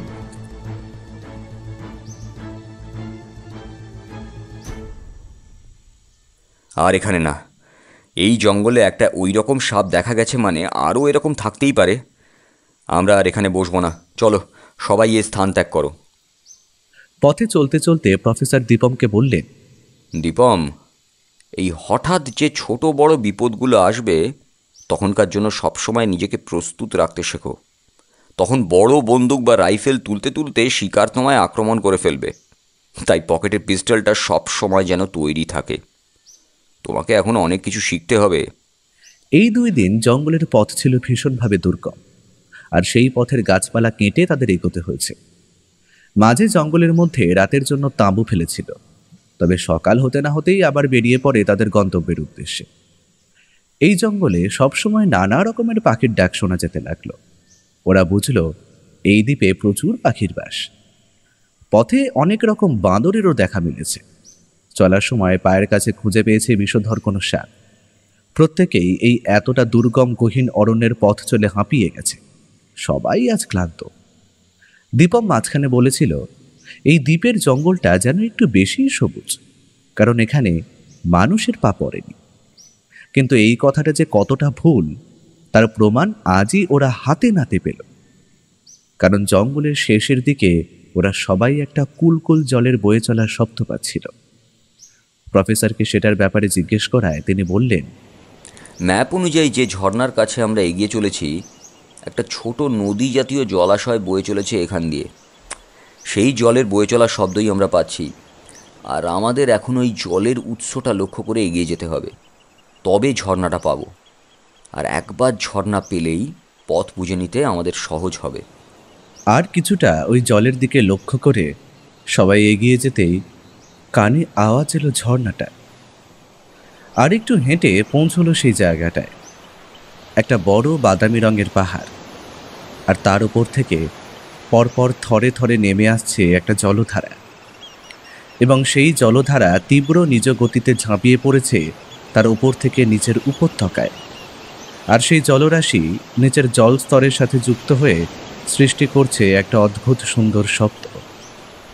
শেষমেশ ওরা ম্যাপ মিলিয়ে পরের দিন ঠিক দুপুরের আগে পৌঁছে গেল ঝর্ণাটার কাছে। সবাই এতটাই হেঁটে ক্লান্ত হয়ে পড়েছিল, তাই আর তখন এগোতেই হয়নি। প্রফেসর বলেছিলেন এখানেই তাঁবু ফেলতে, তারপর কাল পথ বুঝে এগোনো যাবে। ঝর্ণার একটু কাছেই একটা ফাঁকা জায়গা দেখে তাঁবু ফেলে ওরা। দূরে রং বেরঙের ছোট নুড়ি পাথরের সমারোহ, আর তারপরেই শুরু হয়ে যাচ্ছে জল। সবসময় কানের কাছে ঝর্ণার শব্দটা আসায় একটা অন্যরকম মায়াময় পরিবেশ সৃষ্টি হয়েছে। আজ ঝর্ণার জলে স্নান করে একটু জিরিয়ে নিল, আর খিদেও পেয়েছিল, কিন্তু খাওয়া দাওয়া করে ওরা একটু বিশ্রাম নিচ্ছিল। প্রফেসর তখন ওরা বন্দুকের নলের দিকটা পরিষ্কার করছিলেন। ঠিক এমন সময় কিছু সেই ফাঁকা জায়গায় এসে দাঁড়ায় প্রায় 7 জন অদ্ভুত আদিবাসী মানুষ। এদের প্রত্যেকের শরীরই বলা যায় আলকাতরার মতন কালো, পরনে স্বল্প গাছের ছাল দিয়ে তৈরি পোশাক, গলায় নানা রকমের তৈরি পাথরের মালা, নাক মুখে কালো চামড়ার ওপর সাদা রং দিয়ে কিছু নকশা আঁকা। প্রত্যেক জনের হাতেই রয়েছে বর্ষা জাতীয় একটা করে হাতিয়ার, আর কিছু জন হাতে তীর ধনুক তাক করে রয়েছে ওদেরই দিকে। প্রফেসর একটু অন্যমনস্ক ছিলেন। ওদের দেখা মাত্র উঠে দাঁড়ালেন। লোকগুলোর মুখ দেখলে বোঝা যাচ্ছে না তারা কি বলতে চাইছে। তারা নিজেদের মধ্যে কিছু একটা ইশারা করে কথা বলে একটু একটু করে এগিয়ে এলো। দীপম ও বাকিরা তখন অন্য তাঁবু দিয়ে বেরিয়ে এসেছে। দীপম ততক্ষণে ওর পকেটে হাত ঢুকিয়ে দিয়েছে পিস্তলটার আশায়। প্রফেসর ওকে ফিসফিস করে বলল, দীপম, মাথা গরম করো না। ওদের যে তীরগুলো দেখছো, প্রত্যেকটার মাথায় আছে ভয়ানক বিষাক্ত বিষ। এই সময় ওদের সংখ্যা আমাদের থেকে বেশি। কথা বলে ওদের ঠান্ডা মাথায় বোঝাতে হবে। আর কেউ ভুল করেও যেন বলে বসো না যে গুপ্তধন খুঁজতে এসেছো এখানে। মেরে এখানেই পুঁতে দিয়ে চলে যাবে। লোকগুলোর হাতের তীরধনুক এখন বাগিয়ে ধরা রয়েছে ওদেরই দিকে। প্রফেসর চুপচাপ ওদের সামনে হাঁটু গেড়ে বসে পড়ল আর বন্দুকটা নিচে রেখে বলল, we are not your enemies, we are your friends. লোকগুলো ইংরেজি জানে নাকি? আর প্রফেসরের কথা কতটা বুঝতে পারলো তা কেউ জানে না। তবে ওদের মধ্যে সন্ডামার্কা একটা লোক এগিয়ে এসে ওদের আদিবাসী ভাষায় কিছু বলে তাদের সাথে ইশারা করল। প্রফেসর বললেন, তাঁবু তোলো আর সমস্ত জিনিসপত্র গুছিয়ে নাও। ওরা এখন যা বলে তাই করাই ভালো। প্রফেসর ও বাকি সবাই ওদের পেছন পেছনে এগিয়ে চলল লোকগুলোর দেখানো পথে। দীপম রেগে ধীরে ধীরে প্রফেসরকে বলল, আমরা ওদের সাথে যাচ্ছি কেন স্যার? ওরা তো দলে মোটে 7 জন। গুলি মেরে শেষ করে ফেলে দিয়ে এগিয়ে গেলেই তো হয়। প্রফেসর ওকে বকুনি দিয়ে বলল, দীপম, ওরা হিংস্র জাতি নয়, না হলে আগেই আক্রমণ করত। ওদের সাথে গিয়ে দেখাই যাক না কি চায় ওরা, তারপর বুঝে নেওয়া যাবে।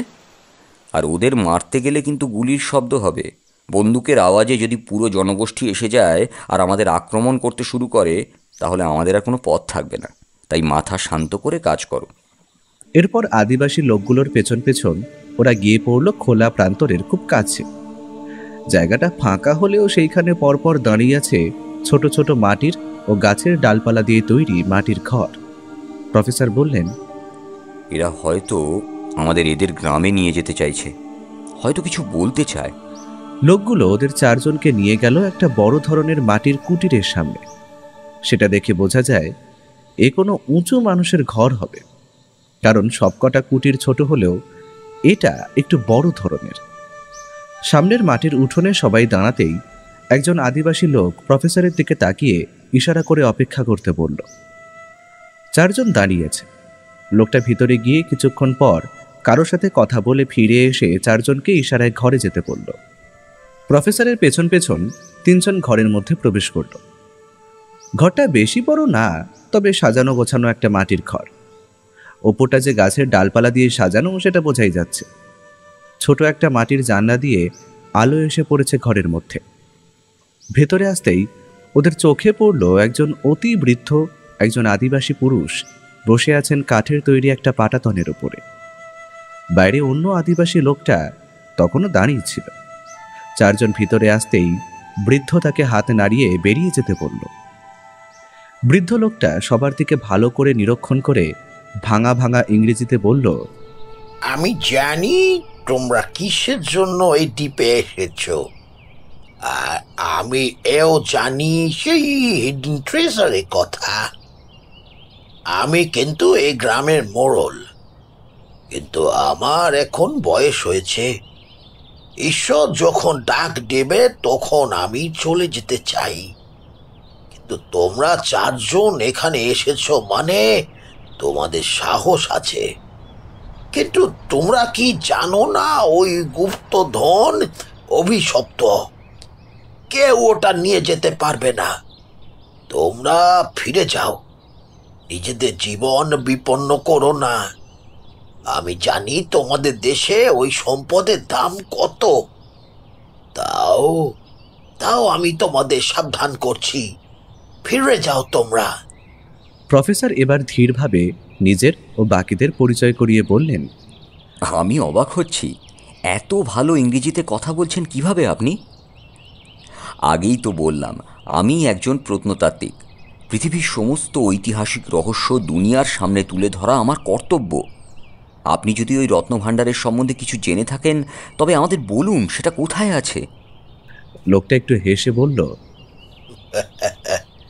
তোমরা শুনবে না আমি জানি, তবে আমি বলি শোনো।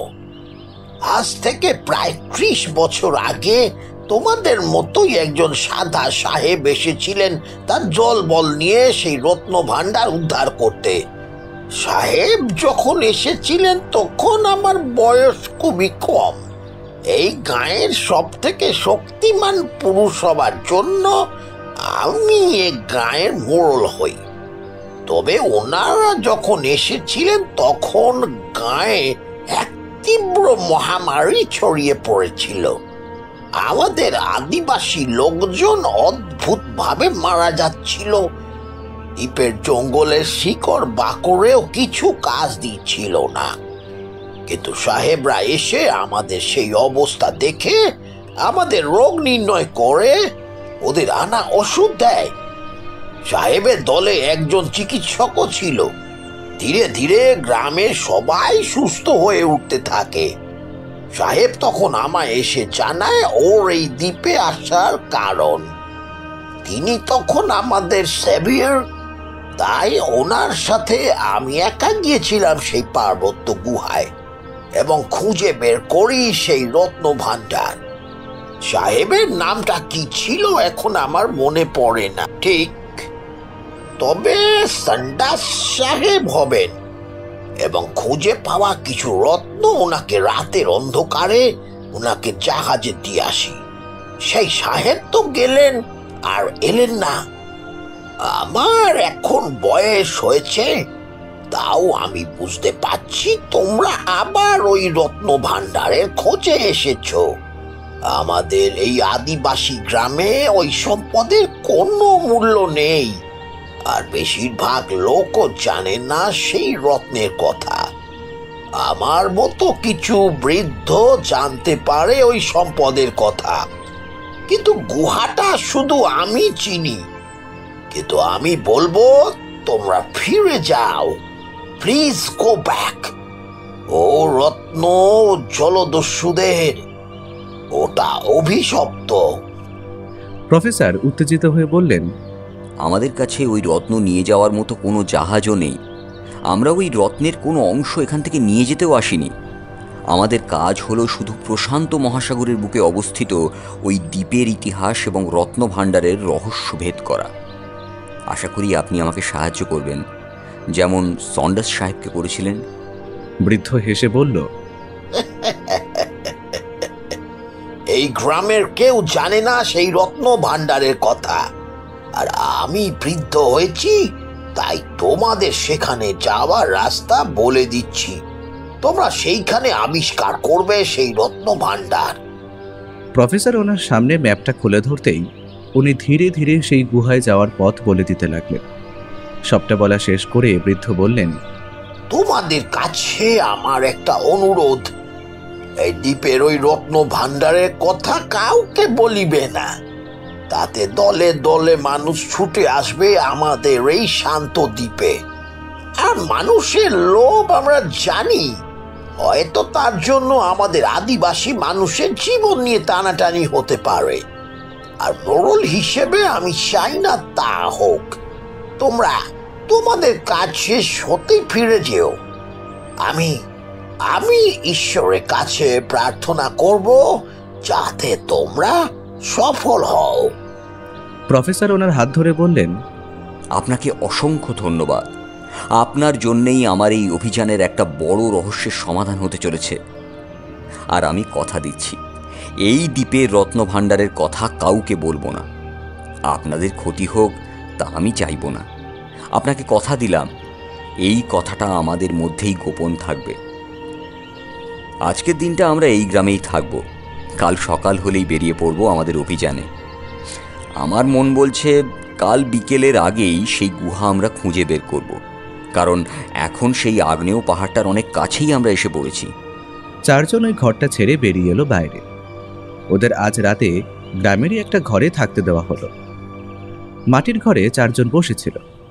এমন সময় অনি প্রফেসরকে জিজ্ঞেস করলো, আচ্ছা স্যার, আপনি তো আমাদের আসার সময় বলেছিলেন আমরা আসছি গুপ্তধনের সন্ধানে, তবে আমরা ওটা না নিয়ে ফিরে যাব কেন? প্রফেসর একটু হেসে বললেন, আমরা এখানে এসেছি সেই গুপ্তধনের রহস্য উন্মোচন করতে, সেটা নিয়ে যেতে নয়। কারণ ওই সম্পদের থেকেও আরও দামি জিনিস আমরা সাথে করে নিয়ে যাচ্ছি, তা হলো অভিজ্ঞতা। আর মানুষের লোভ কেমন তা তো তোমরা জানোই। সেই সন্ডার্স সাহেবও এই রত্নের এক কোণা নিয়ে যেতে পারেননি, তাঁকেও প্রশান্ত মহাসাগরের বুকে জাহাজ ডুবি হয়ে মারা যেতে হয়েছে। মানুষ যদি জানতে পারে এখানে কি গুপ্তধন সঞ্চিত আছে, তাহলে দলে দলে মানুষ ভিড় করবে তার লোভে, আর কত প্রাণ যাবে তা হয়তো ভাবনারও বাইরে। তাই আমরা শুধুমাত্র এর রহস্য উদ্ঘাটন করে ফিরে যাব। আজ তোমরা ঘুমিয়ে পড়ো, কাল কিন্তু সকাল সকাল উঠতে হবে। উত্তরটা সবার পছন্দ হলেও পছন্দ হলো না একজনের, সে হলো অনি। পরের দিন সকালে ঘুম থেকে উঠেই সকালে তাঁবুর বাইরে আসতেই দারুণ এক সুন্দর দৃশ্যের সম্মুখীন হলো। তাদের সামনের ফাঁকা তৃণভূমির পরে এখন দেখা যাচ্ছে ছোট জঙ্গল পেরিয়ে উঁচু আগ্নেয় পাহাড়টা। বেশ উঁচু বাদামি রঙের পাহাড়, আর তার আশেপাশে তখন খেলা করছে সাদা তুলোর মতন মেঘ। আর মেঘের আড়াল থেকে সূর্যের আলো এসে পড়েছে চারজনের মুখে।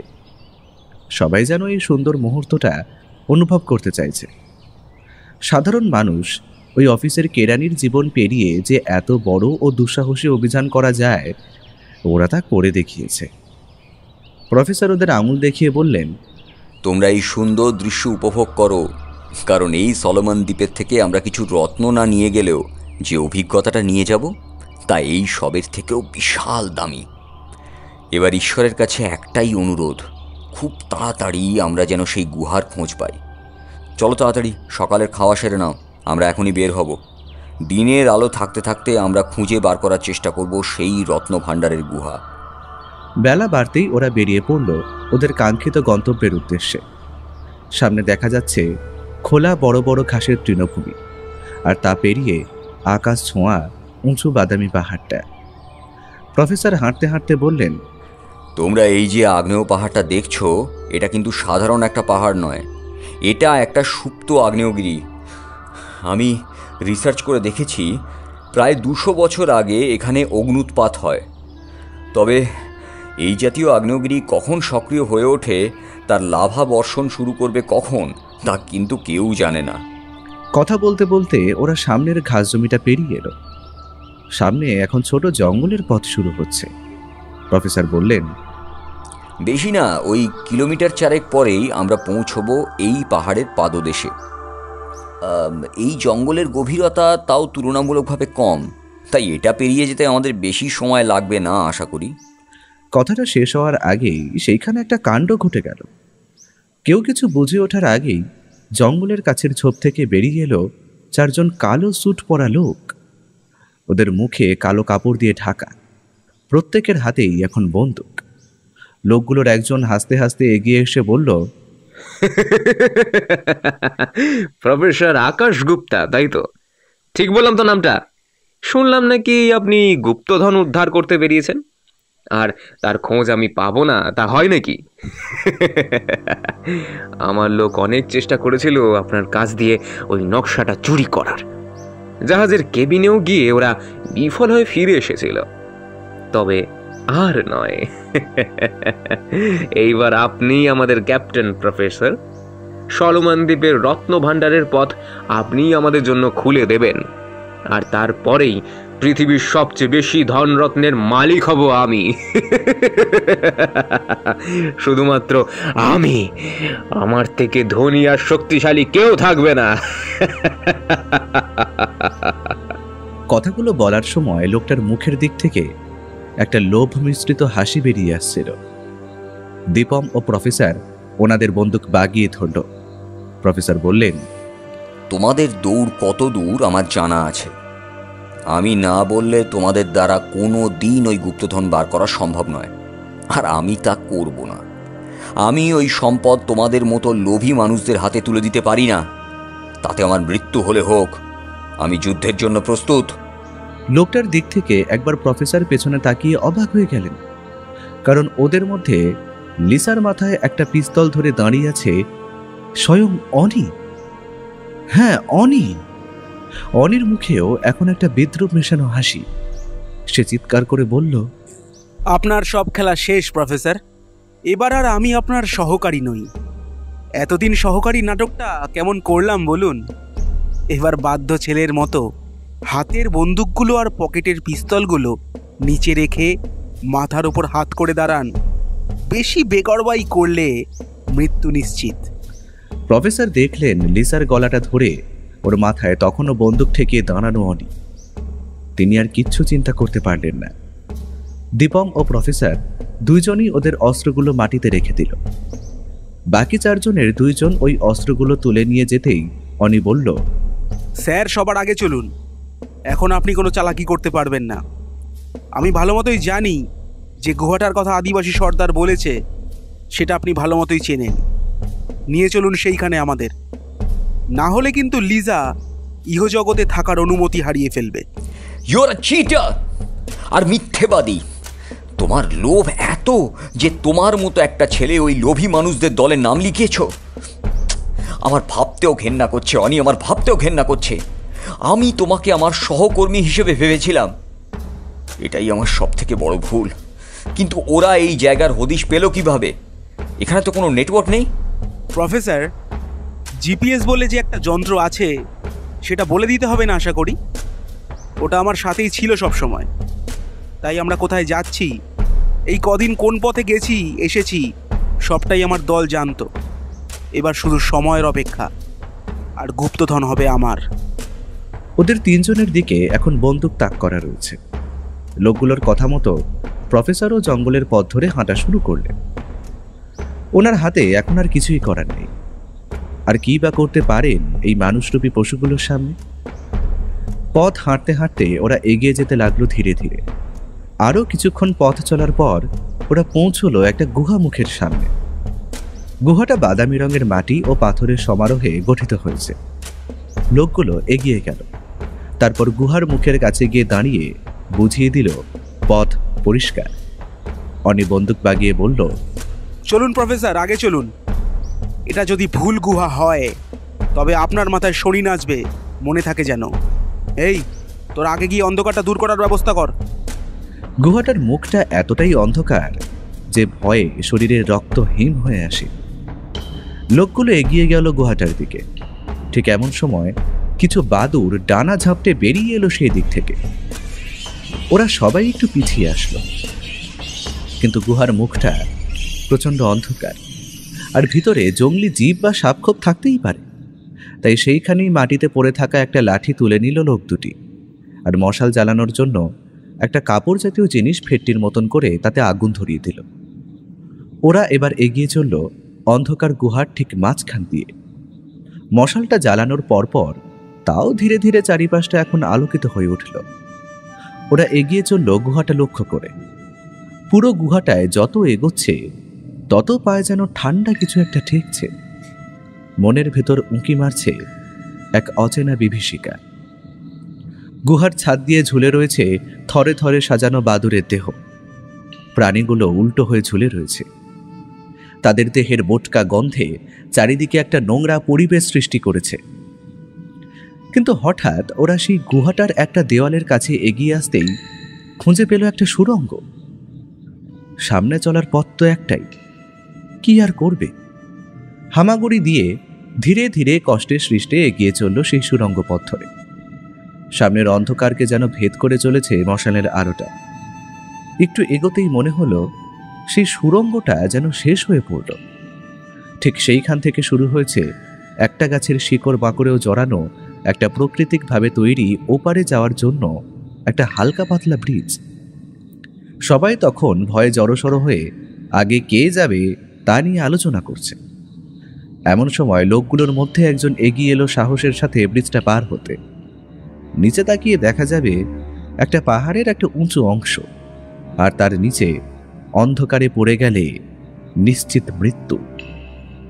লোকটা দুই পা দিয়ে ব্রিজটির কাছ দিকে এগিয়ে গেল। ঠিক এমন সময় লোকটা ভারসাম্য বজায় রাখতে পারল না।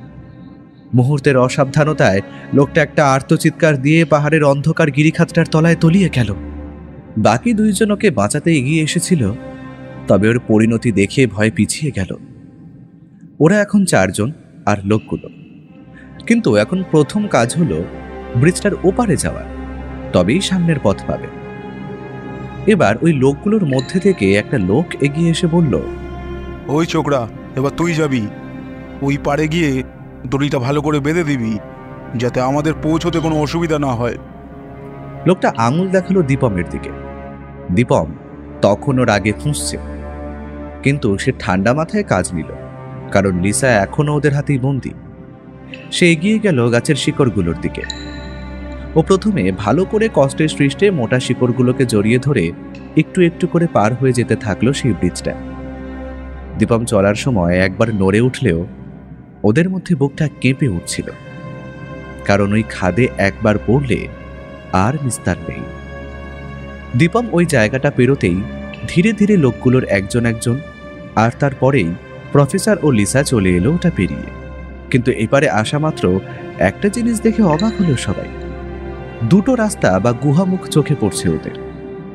কোন দিকে যাবে তা ঠিক করতে পারল না।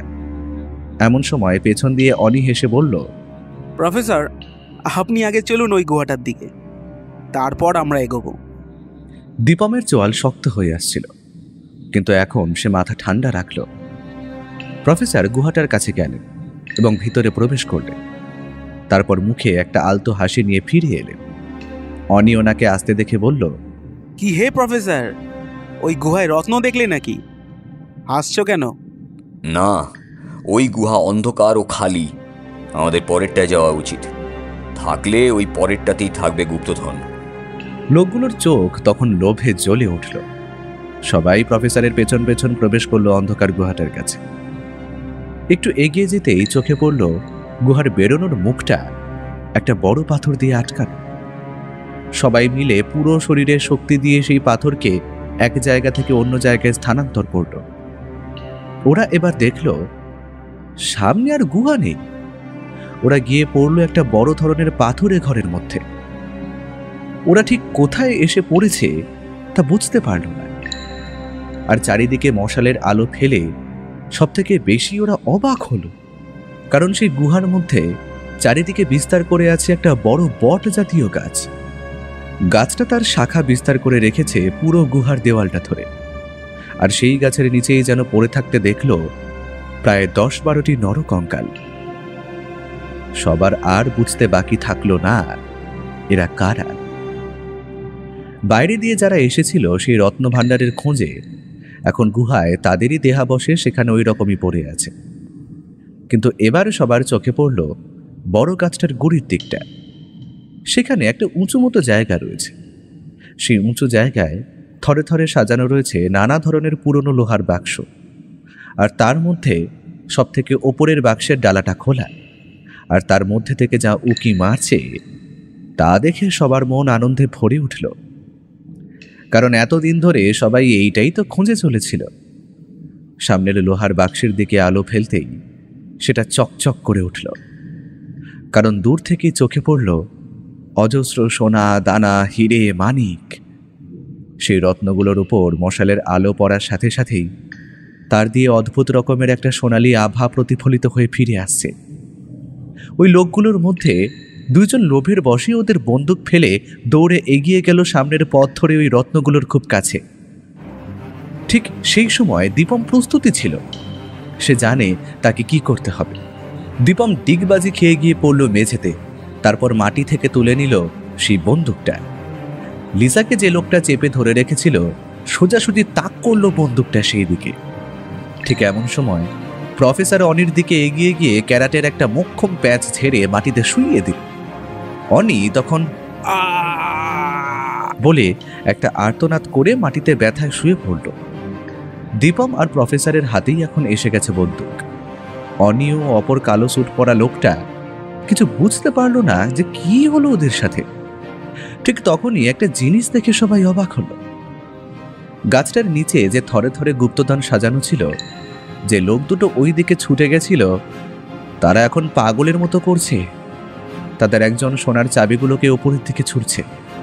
বোঝা যায় লোকগুলো এত সোনা দানা কোনোদিনও নিজ চোখে দেখেনি, তাই এমন অদ্ভুত আচরণ করছে।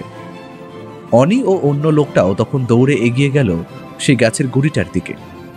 তাদের মুখে এখন খেলা করছে অদ্ভুত এক লোভ মিশ্রিত হাসি।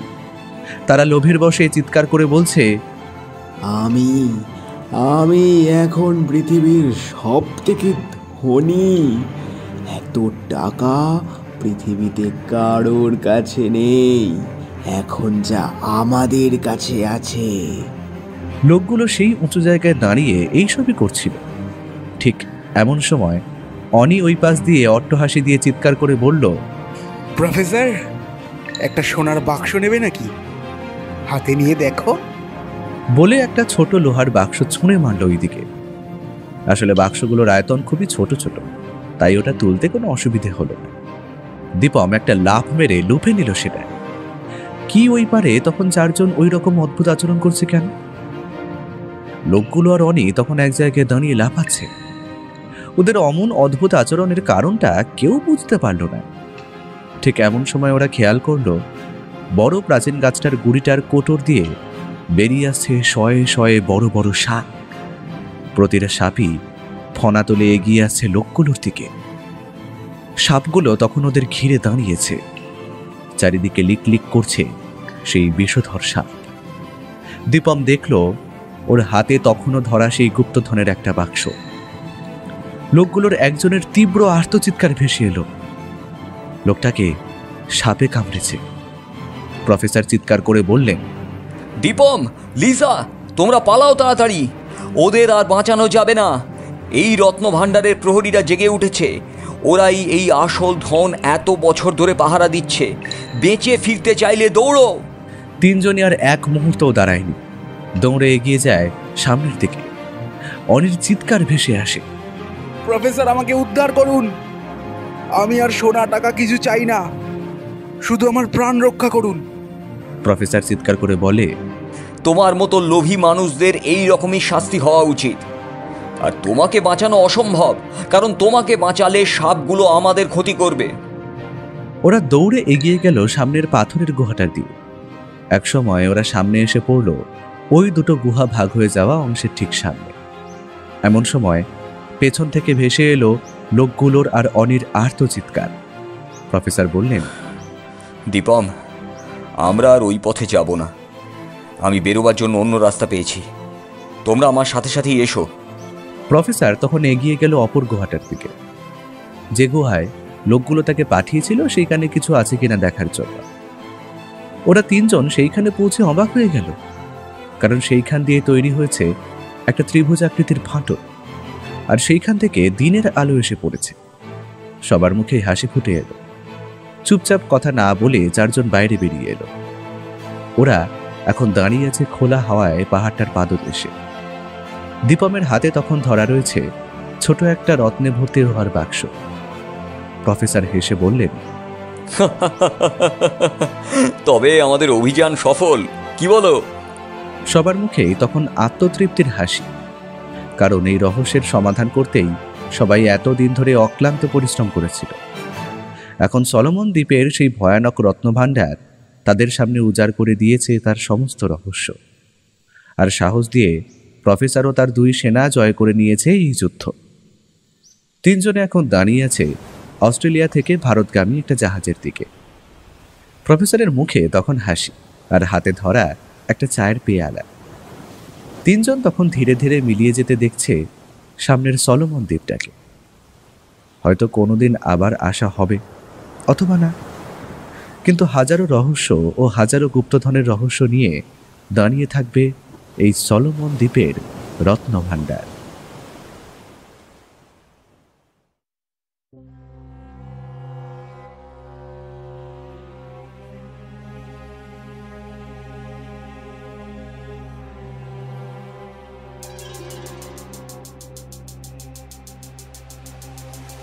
আপনারা এতক্ষণ শুনছিলেন লেখক রূপম রায়ের কলমে গুপ্তধনের সন্ধানে সলোমন। তাহলে কেমন লাগলো আমাদের আজকের নিবেদন? কমেন্টে জানাতে ভুলবেন না কিন্তু। আর নতুন একটি গুড নিউজ হলো, আমাদের নতুন চ্যানেলের গল্পের আসর 2.0 লঞ্চ হয়ে গেছে আপনাদের জন্য। সুতরাং নতুন আরও বেশি গল্প শোনার জন্য ওই চ্যানেলটিকেও কিন্তু সাবস্ক্রাইব করতে হবে। এখনই চ্যানেলটি সার্চ করে সাবস্ক্রাইব করে নিন, অথবা আমাদের গল্পের নিচে ডেসক্রিপশনে রাখা চ্যানেলের লিঙ্কটি ক্লিক করে সাবস্ক্রাইব করে নিন। আর প্রতি সপ্তাহে দারুণ দারুণ সব গল্প শুনতে গেলে দুভয়ে চ্যানেলটিকেই সাবস্ক্রাইব করে পাশে থাকতে হবে, ভুলবেন না কিন্তু। অসংখ্য ধন্যবাদ।